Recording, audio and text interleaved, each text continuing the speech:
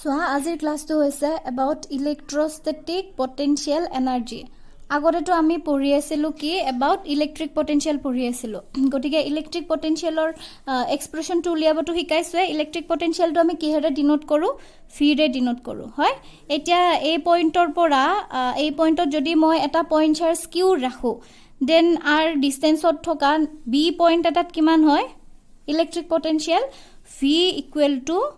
k q by r এটো আছিল কি ইলেক্ট্ৰিক পটেনশিয়াল এতিয়া আমি উলিয়াম কি ইলেক্ট্ৰিক পটেনশিয়াল এনাৰ্জি তো সবা আগতে মই একদম ফাৰ্স্টতে শিকাই থৈছিলো তোমালোকক যে পটেনশিয়াল এনাৰ্জিটো কিহৰ ইকুৱেল পটেনশিয়াল এনাৰ্জিটো always equals to work done ঠিক আছে গটিকে ইলেক্ট্ৰোস্ট্যাটিক পটেনশিয়াল এনাৰ্জিটো কি হ'ব তোমাৰ ওয়াৰ্ক ডানৰ সমানে হ'ব আলটিমেটলি চাবলৈ গলে এতিয়া কি ওয়াৰ্ক ডানৰ সমান হ'ব আমি হেতু চাব লাগে তো এতিয়া সবা সাপোজ মই ইয়াত a পইণ্ট এটা লৈছো ইয়াত এটা b পইণ্ট লৈছো a পইণ্টত চাৰ্জ লৈছো q1 b পইণ্টত চাৰ্জ লৈছো q2 ঠিক আছে এই দুটা সাপোজ r1 টু ডিসটেন্সত সেপাৰেট হৈ আছে তো এতিয়া সবা এইটো ক্ষেত্ৰত কি হয় যে আমি এই চাৰ্জ দুটা a আৰু b পইণ্টত ৰাখিবৰ কাৰণে যিমানখিনি ওয়াৰ্ক ডান কৰিব লগা হ'ল ঠিক আছে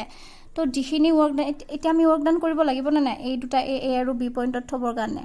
দুটা তো ৰিপালসিভ ফোৰ্স হ'ব ইহত দুটাৰ মাজত বিকজ দুটা কি পজিটিভ চাৰ্জ গটিকে এই দুটা যদি আমি এই পজিশনত ষ্টেবল কৰি ৰাখিবৰ কাৰণে আমি যিমানখিনি ওয়াৰ্ক ডান কৰিব লাগে সেইখিনি কি হ'ব তোমাৰ ইহত দুটাৰ পটেনশিয়াল এনাৰ্জি হিচাপে ইহতত ষ্টৰ হৈ থাকিব ওকে ক্লিয়াৰ নে গটিকে বুজি পাইছা আমি যেতিয়া ইলেক্ট্ৰিক পটেনশিয়াল পঢ়িছিলো ইলেক্ট্ৰিক পটেনশিয়ালত কি এটা চাৰ্জৰ কথা আহিছিল অনলি তো এইবাৰ আহিল ইলেক্ট্ৰিক পটেনশিয়াল এনাৰ্জি ইবাৰ আহিব দুটা চাৰ্জৰ কনসেপ্ট গটিকে এইটো যদি হে এজ ডেফিনিশন লিখিব লাগে আমি কি লিখিব লাগিব যে it is defined as the amount of work done in assembling the charges at their locations by bringing them in from infinity pura ihotok jodi suppose moi q1 charge to infinity pura a point ot anisu q2 charge to infinity pura b point ot anisu ihot dutak ei nijor jagat assemble korute jiman khini work done koribo loga hol ha hey work done khini ki hobo as potential energy store hoi thakibo to swa ami etu keneke derive korim saba suppose আমি প্ৰথমতে কি বুলি ভাবিলম যে এই q2 চাৰ্জটো আমি কি কৰিম ইনফিনিটি লৈকে লৈ যাম ইয়াত না ৰাখো মানে q1 চাৰ্জটো আছিল ইয়াত a পইণ্টত ইয়াত আছিল b পইণ্টটো আছিল r1 টু ডিসটেন্সত এইটো যেটো q2 চাৰ্জ আছে এই q2 চাৰ্জটো আমি b পইণ্টৰ পৰা ইনফিনিটি লৈকে লৈ গৈছো ওকে তো এইটো এটা ইয়াত নাই বুলি ভাবিলোৱা এইটো ইয়াত নাই তো নাথাকিলে q1 চাৰ্জটোৰ কাৰণে r1 টু ডিসটেন্সত b পইণ্টত কিমানখিনি ইলেক্ট্ৰিক পটেনশিয়াল প্ৰডিউস হ'ব সো ইয়াত পাইছো আমি a পইণ্টত আছিল q চাৰ্জটো এই q চাৰ্জৰ কাৰণে r ডিসটেন্সত ইলেক্ট্ৰিক পটেনশিয়াল কিমান হ'ব k q by r so এই q1 চাৰ্জৰ কাৰণে r1 টু ডিসটেন্সত b পইণ্টত ইলেক্ট্ৰিক পটেনশিয়াল কিমান হ'ব v = কি লিখিম k q1 by r1 2 ঠিক আছে এখিনি বুজি পাইছা যদি এটো ইনফিনিটি লৈকে লৈ যাও এই পইণ্টৰ এই চাৰ্জটোৰ কাৰণে বি পইণ্টত ইলেক্ট্ৰিক পটেনশিয়াল জেনাৰেট হ'ব এখিনি তো এতিয়া এবাৰ কি কৰিম এই q2 চাৰ্জটো আমি ইনফিনিটিৰ পৰা বি পইণ্টলৈকে লৈ আহিম ওয়াৰ্ক ডান কৰিব লাগিব বিকজ সোয়া ইয়াত পজিটিভ চাৰ্জ এটা আছে ইয়াৰ কাৰণে এখন ইলেক্ট্ৰিক ফিল্ড ইয়াত জেনাৰেট হৈ আছে ইয়াতে গটিকে এই ইলেক্ট্ৰিক ফিল্ডখনৰ এগেইনষ্টত কি কৰিব লাগিব এগেইনষ্টত আনিব লাগিব বুজি পাইছা গটিকে q2 চাৰ্জটো যদি ইৰ এগেইনষ্টত আনিব লাগে আমি কিমানখিনি ওয়াৰ্ক ডান কৰিব লাগিব আৰু এটা ফৰ্মুলা পাইছিলো v = work done by q0 মানে এই q0 চাৰ্জটো ইনফিনিটিৰ পৰা আনিবলে যিমানখিনি ওয়াৰ্ক ডান কৰিব লাগে সেইখিনি আমি ইলেক্ট্ৰিক পটেনশিয়াল বুলি পাইছিলো তো ইয়াৰ পৰা আমি w = কি লিখিব পাৰো v q0 লিখিব পাৰো গটিকে এই q2 চাৰ্জটো ইয়ালৈকে আনিবৰ কাৰণে কিমানখিনি ওয়াৰ্ক ডান কৰিব লাগিব ওয়াৰ্ক ডানটো কি বুলি লিখিব পাৰো q2 * v বুলি লিখিব পাৰো পাৰিম না বিকজ কোনটো চাৰ্জ আনিছো আগতে টেস্ট চাৰ্জ আনিছিলো টেস্ট চাৰ্জটো আনিবৰ কাৰণে যিমানখিনি ওয়াৰ্ক কৰিব লাগে সেইখিনি আছিল পটেনশিয়াল গতিকে এবাৰ কি হ'ব এবাৰ Q2 এটা পইণ্ট চাৰ্জ লম এই পইণ্ট চাৰ্জটো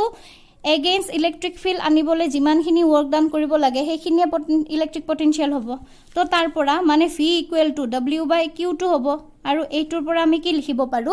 W equal to Q2 V লিখিব পাৰো হল তো এতিয়া চাবা আমি V ৰ ভ্যালু কিমান পাই আহিছো KQ1/R12 গতিকে পুট কৰি দিয়া KQ1/R12 আলটিমেটলি ৱৰ্ক ডান কি পাইছো Q1 Q2/R12 হল তাৰ মানে সোয়া এইটো এই যিখিনি টোটাল ৱৰ্ক ডান কৰিব লগা হল এট ফাৰ্স্ট তো আমি Q1 চাৰ্জটো ইয়াত ৰাখিছো নিজৰ জাগাত নেক্সট Q2 চাৰ্জটো আনি ইয়াত নিজৰ জাগাত এসেম্বল কৰিছো আৰু আমাৰ ফল ডেফিনিশনটো আছিল যে it is defined as the amount of work done in assembling the charges at their locations by bringing them in from infinity গতিকে ইনফিনিটি পৰা আনি ইয়াত ৰাখিছো এই দুটা নিজৰ জাগাত ৰাখিবৰ কাৰণে যিমানখিনি ৱৰ্ক ডান কৰিব লগা হল এই ৱৰ্ক ডান খিনিয়ে কি হৈ থাকিব ইলেক্ট্ৰস্ট্যাটিক পটেনশিয়াল এনাৰ্জি হিচাপে কি হৈ থাকিব ষ্টৰ হৈ থাকিব যেটোক আমি ইউ ৰে ডিনোট কৰিম যেনেকৈ ইলেক্ট্ৰিক পটেনশিয়ালটো ভি ৰে বুজাও এটো আমি ইউ ৰে বুজাম গতিকে এই গুটেই ৱৰ্ক ডান খিনি কাৰ সমান হ'ব ইউ ইকুৱেল টু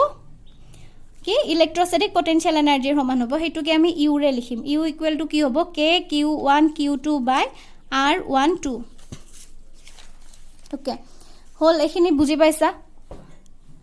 সাবা এতিয়া যদি মই এটা 3 চাৰ্জ সিস্টেম লও মানে যদি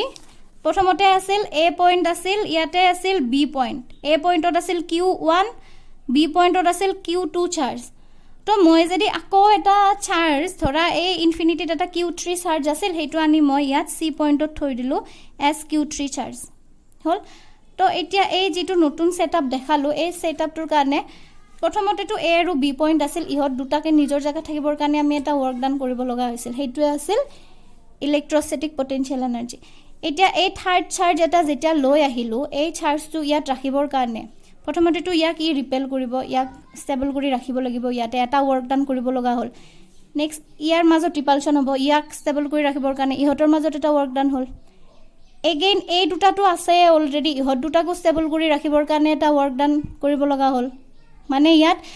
এই চাৰ্জটো ইয়াত আনাৰ লগে লগে এক্সট্ৰাকে আমি আৰু এক্সট্ৰা ৱৰ্ক ডান আমাৰ কাৰণে মানে জৰুৰী হ'ব যে আমি আকৌ এক্সট্ৰা ৱৰ্ক ডান কৰিব লগা হ'ব যেহেতু আমি বেলেগ থাৰ্ড চাৰ্জ এটা আনি ইয়াতে ৰাখিব খুজিছো বুজি পাইছা তো এতিয়া চাবা এই Q3 চাৰ্জটো আনাৰ কাৰণে আমি এক্সট্ৰা কিমান ৱৰ্ক ডান কৰিব লগা হল আগৰখিনিৰ লগত এক্সট্ৰাকে Q3 টো ইয়াত আছে মানে Q1 আৰু Q3 এতিয়া আমি সাপোজ এই ডিসটেন্সটো R13 বুলি ধৰিছো আৰু এই ডিসটেন্সটো R23 বুলি ধৰিছো আৰু এইটো ডিসটেন্স আছিল R12 মানে Q1 আৰু Q3 ৰ মাজত ডিসটেন্স কাৰণে R13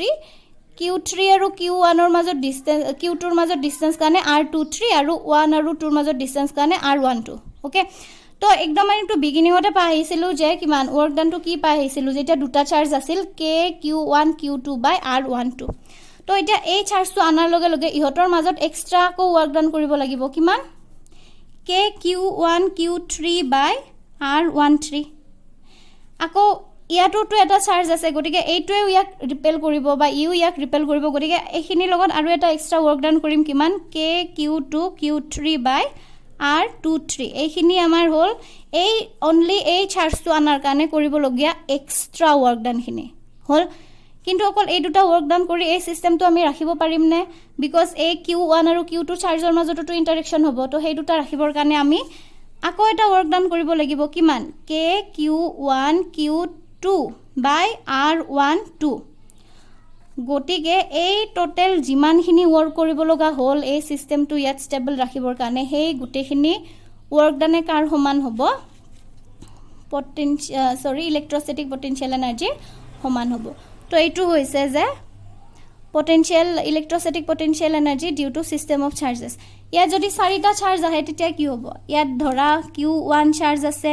Q2 charge Q3 charge ইয়াত Q4 চাৰ্জ আছে তেতিয়া ফাৰ্স্ট টু ইহত দুটাৰ মাজৰ ৱৰ্ক ডান তাৰপিছত ইহত দুটাৰ মাজত ৱৰ্ক ডান নেক্সট ইহত দুটাৰ মাজত ৱৰ্ক ডান